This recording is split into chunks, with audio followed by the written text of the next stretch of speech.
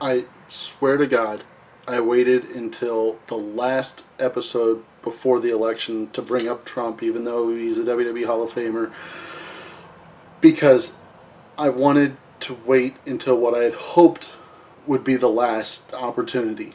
I'm if you follow me on Twitter, you know I'm very passionate about my political views, but I wanted to keep it separate from this. And I wanted the last week before the election to be the last time I mentioned Donald Trump because of that. But it doesn't look like I'm going to be able to keep that. So, ladies and gentlemen, champions of all ages, you are watching Too Late to Sleep on Trampionship Wrestling. I am your host, The Tramp.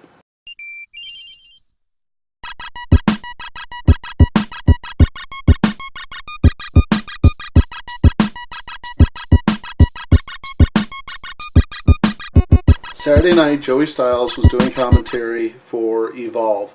It was Evolve 72. He was removed from his position with World Wrestling Network and Evolve because he paraphrased the infamous Donald Trump grab him by the pussy quote. He was talking with the ringside announcer and he started to say it, and then he cut himself off as a way to transition to talking about who's it, Stokely Hathaway, his kayfabe enemy.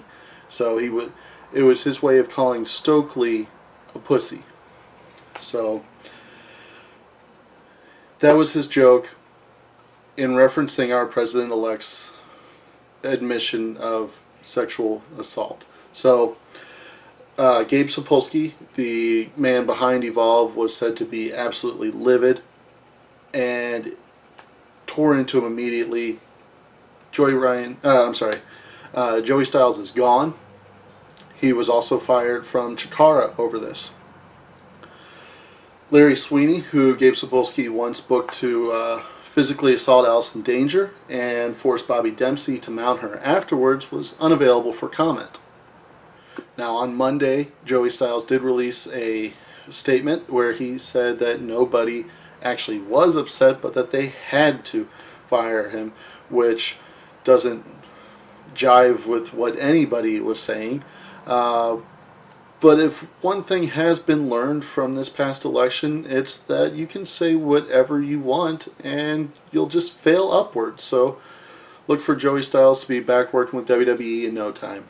On Smackdown this week, The Undertaker returned, and he told the Smackdown roster that he would no longer be defining his career by WrestleMania, which many people are taking to mean that he is coming back to wrestle full-time. Now, even if that's true, I would imagine that Undertaker's idea of full-time and your idea of full-time are very different. So, if you are looking for that match between Undertaker and Zack Ryder, you can stop waiting for it right now. We've got two big shows this weekend. We're going to start with NXT TakeOver. That is probably going to have a pre-show match that hasn't been advertised yet because the scheduled card is pretty bare. So you're probably going to see Patrick Clark wrestle somebody, see him trot out his Prince gimmick that they're working on now. But the first match that's announced that I think is most likely to start the show is between Bobby Roode and Ty Dillinger. Now, Ty Dillinger is at a weird spot in kind of a holding pattern where it doesn't look like they're going to do much with him in NXT, but they really can't afford to hold on to him much longer or else they're just wasting him. It's kind of where Xavier Woods was before he got his call-up. So I would not expect Ty Dillinger to stay on the NXT roster very long after this one, but I also would not expect Ty Dillinger to win this. Expect to see him lose. Bobby Roode is probably going to move up in the card, maybe even as high as the main event, and Ty Dillinger is probably going to end up in that Tyler Breeze area on SmackDown or Raw in the very near future. In the finals of the Dusty Classic, we have TM61 versus the Authors of Pain with Paul Ellering in the WWE Crash Cage. Nope. I knew it was wrong as soon as I said it. in the shark cage elevated above the ring. Here's the thing about the cage gimmicks, they almost always backfire. You watch any match where somebody is locked away so they can't interfere, whether it's handcuffed, like when China got handcuffed to Sergeant Slaughter, or when they used the shark cage gimmick with Jerry Lawler, with Isaac Yankem. The man in the cage or the woman that's handcuffed always finds a way to interfere. So this will backfire. Expect the Authors of Pain to win, but expect TM61 to look like $1 million and losing. So the trophy goes to Authors of Pain, the moral victory goes to TM61. With Asuka versus Mickie James, the only reason they are bringing Mickie James in is because they do not have a credible challenger to Asuka right now, and they are not going to put the title on a hired gun. It doesn't make any sense. They're bringing Mickie James in because it's somebody that they know can have a good match, it's somebody that the crowd recognizes and is going to be able to get behind, and when she gets that near fall, it's going to be real exciting. Oh my God, she might do it. She's not going to do it. Asuka's going to win. Second title match on the card is DIY versus The Revival.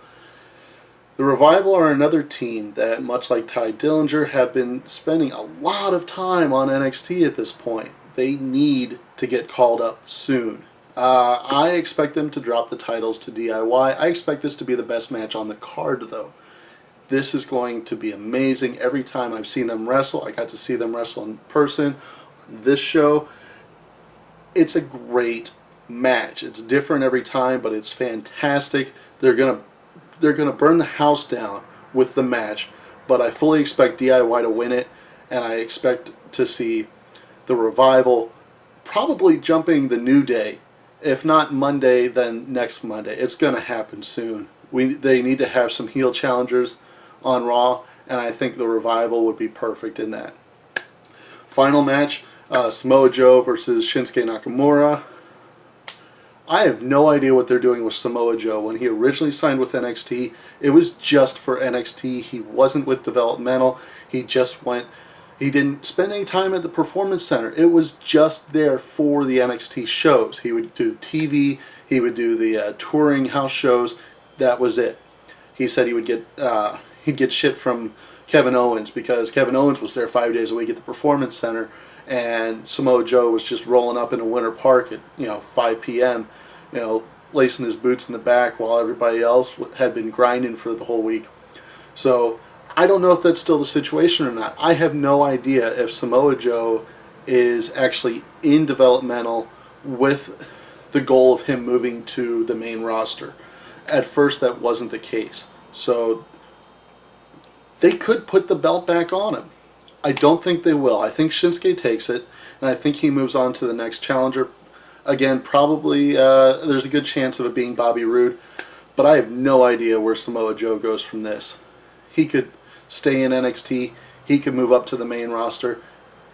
I don't know.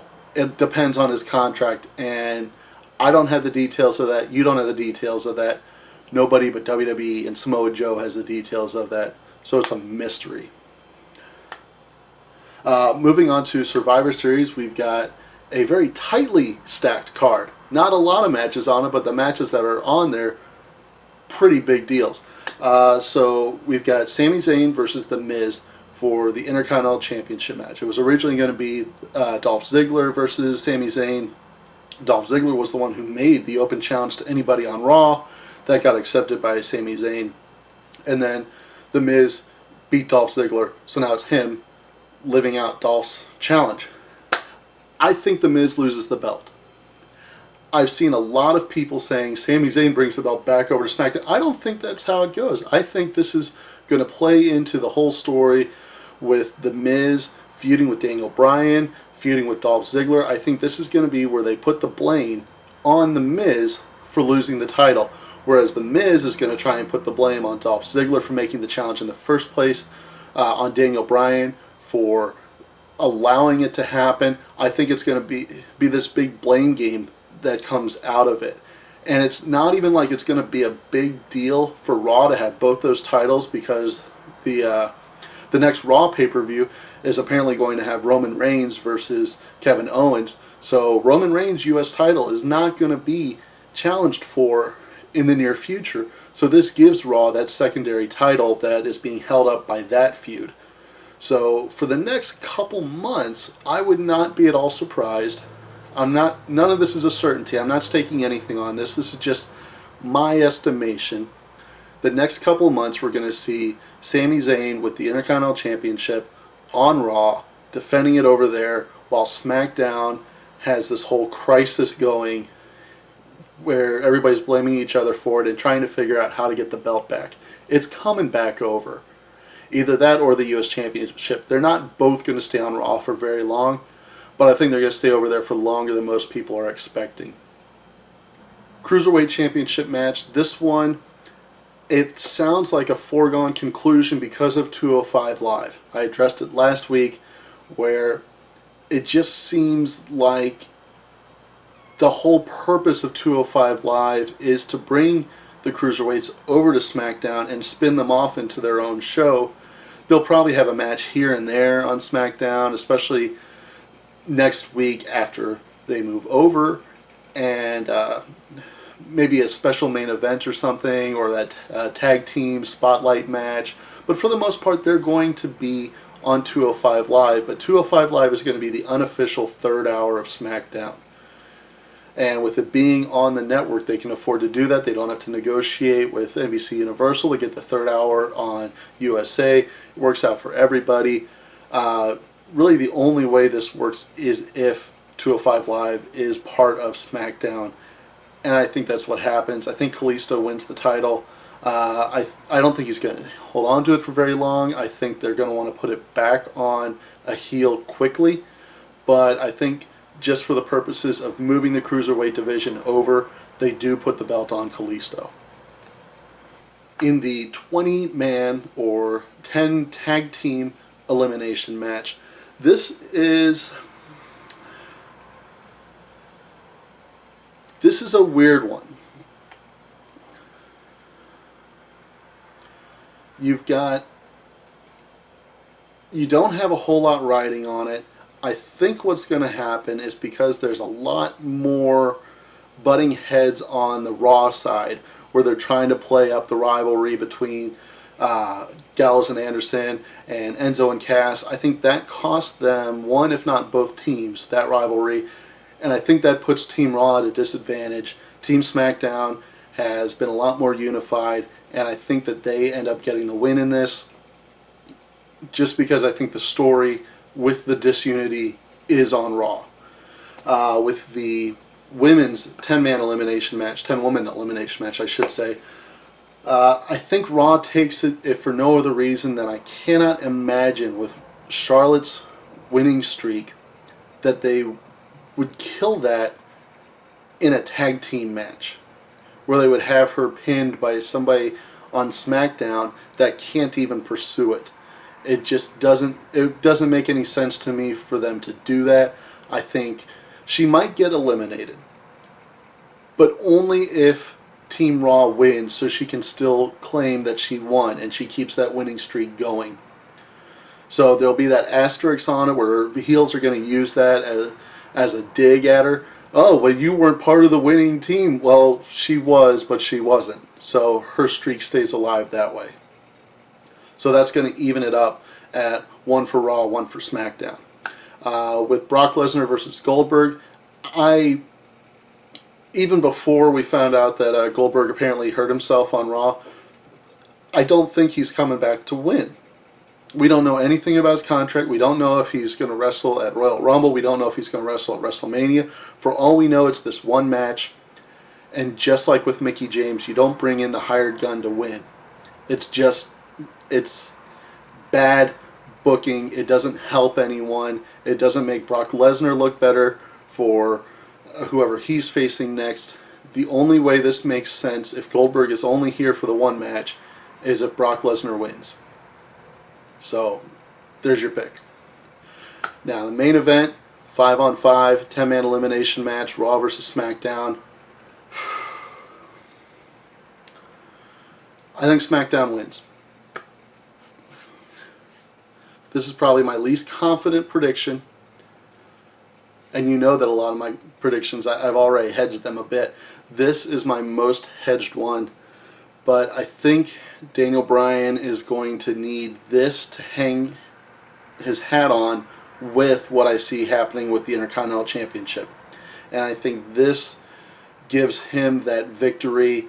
A loss also is going to work better for Raw because of the butting heads between Mick Foley and Stephanie McMahon. They've got a lot more conflict in their relationship than Shane and Daniel Bryan have. So I think it works better for them on Raw to be fighting over whose fault it was that they lost. I think SmackDown doesn't get as much out of that. I don't think that they are willing to punish their team like the Raw Authority is going to. So I think all in all it plays better to have Raw lose. Now, before we call it a night, we are going to start a new tradition here for pay-per-view episodes. So I want to introduce you to an old friend of mine from my old YouTube channel. Hasn't had a lot of updates lately, but it is where I got my start on YouTube. It was Championship Beer, and I want to introduce you to Beer Generico. Ho ho ho!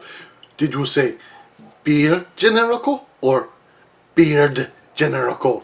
Oh, we'll get that in a minute. Beer Generico is #1 wrestling beer champion. Hoo-ha! Beer championship of the world. Championship beer #1. Beer Generico. Pick out best beer for Survivor Series. Best beer. Beer Generico accent go all over the place. Don't worry. Because Thanksgiving is always big thing for Survivor Series. Try go turkey flavor beer. Turkey flavor beer no good. Try go pumpkin pie flavor beer. No. All pumpkin beer gone. All pumpkin beer here for Halloween. All pumpkin beer gone. What else? November? No shave November. Beer Generico. Say beard beer. It's from Rogue. Rogue beard beer. It uses yeast from the man's beard. Beard beer. And you say, that's disgusting. I never drink. I never drink. You drink. It's good. Beer Generico, not steer you wrong. Beard beer. Tastes like Belgium. Made California. #1. No shave November beer. You drink. For Survivor Series. You drink. You drink. Champion of beer, say so. Ha! Beard beer. Beer Generico. Beard Generico. Beer Generico, #1. Beard beer. Drink it. Survivor Series. Ha! Thank you very much, Beer Generico. That'll do it. Please welcome the 11-time World Champion and WWE Hall of Famer, the Rated R Superstar. Superstar.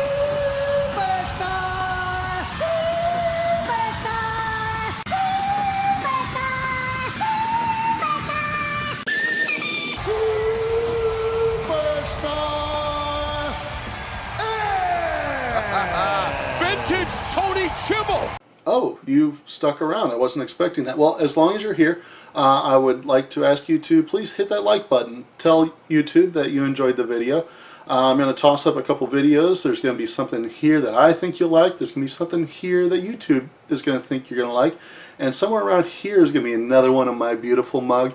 You can click that to subscribe. Would mean a lot to me if you did. Thank you very much. Thank you, Trampions. I am the Tramp. Cheers.